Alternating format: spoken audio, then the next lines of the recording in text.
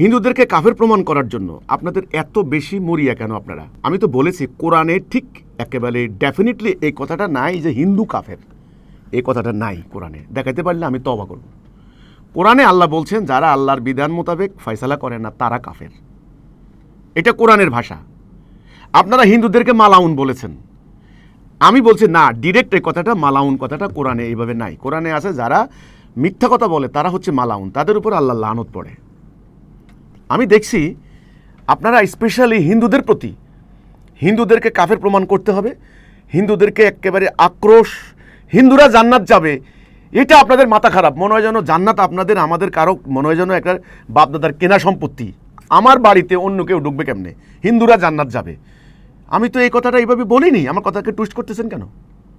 আমি বলেছি ভারতবর্ষ পুরো একভাবে চিন্তা করতে গেলে ভারত, পাকিস্তান আর হলো বাংলাদেশের টোটাল একটা সাবকন্টিনেন্ট বলা হয়। দক্ষিণ এশিয়াকে নিয়ে একসাথে পরিকল্পনা করতে হয়, একসাথে।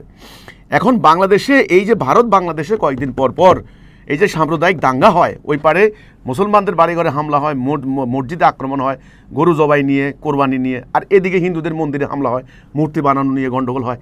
তো কাজে এটা রাজনৈতিক ক্ষেত্রে ব্যবহার করা হয়। তো আমি কিন্তু অন্তত কয়েকশো সর্বধর্মীয় সমাবেশের আয়োজন করেছি। আমার আয়োজিত অনুষ্ঠানগুলিতে আলহামদুলিল্লাহ হিন্দু ধর্মের, খ্রিস্ট ধর্মের, বৌদ্ধ ধর্মের পুরোহিত, ধর্মগুরু, ধর্মীয় সংগঠনের নেতৃবৃন্দ, সাংবাদিক, বিশ্ববিদ্যালয় গবেষক ওনারা এসেছেন, এসে যার যার মতো আমি একটা প্ল্যাটফর্ম তৈরি করেছি।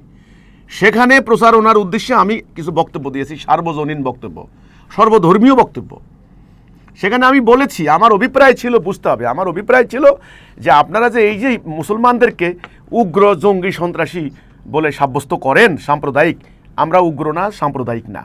আপনারা ইসলামকে ঘৃণা করেন, ইসলামকে ঘৃণা করার মতো না। আপনারা কোরআনকে দায়ী করেন না, কোরআন এরকম না। আমি সাবলীলভাবে অন্য ধর্মের লোকদের সামনে কোরআনের উদ্দেশ্য তুলে ধরেছি। সেখানে বক্তব্যের মধ্যে আমি বলেছি আপনাদের এই যে রাম রাজত্ব বলে গালাগালি করা হয়, আমি যতটুকু লেখাপড়া করেছি, ভাই লেখাপড়া করতে হবে তো, তুলনামূলক ধর্মতত্ত্ব পড়লে আপনি তখন অস্বীকার করতে পারবেন না। সেই রাম রাজত্বের কাহিনীগুলি যদি সত্য হয়, ন্যায় বিচার, সুবিচার, মানবাধিকার, মানুষের একটা শান্তি, বছরকে বছর কোনো আদালতে মামলা আসতো না কোনো অপরাধের, এমন রাম রাজত্বের কাহিনী আছে, তখন আমি বলছি এটা হযরত ওমর রাদিয়াল্লাহু তাআলা আনহুর খেলাফতের সেই সোনালী যুগের কথা মনে পড়ে। আমি এই কথাগুলি বলেছি। এই কথাগুলি কি আমি ইসলামের মৌলিক কোনো নীতিমালা পরিপন্থী কথা বলেছি?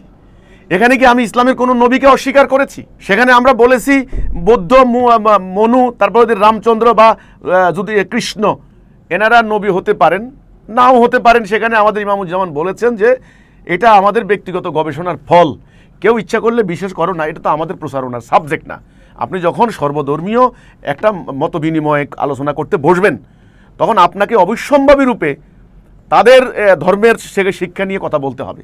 নবী করিম সাল্লাল্লাহু আলাইহি সাল্লাম যখন মদিনায় আসলেন, তখন তিনি দেখলেন যে ইয়াহুদিরা হচ্ছে মদিনার সবচাইতে প্রভাবশালী গোষ্ঠী। এরা আপনার হলো ব্যবসা বাণিজ্য আর অন্য কাজে।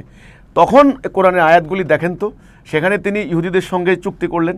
ইহুদিদের সঙ্গে বৈরী ভাব দূর করার জন্য, সমঝোতা সৃষ্টি করার জন্য তিনি কি করলেন, ইহুদি নবীদের বিষয়গুলি নিয়ে কোরআনের আয়াতগুলি নাজিল হওয়া শুরু হলো।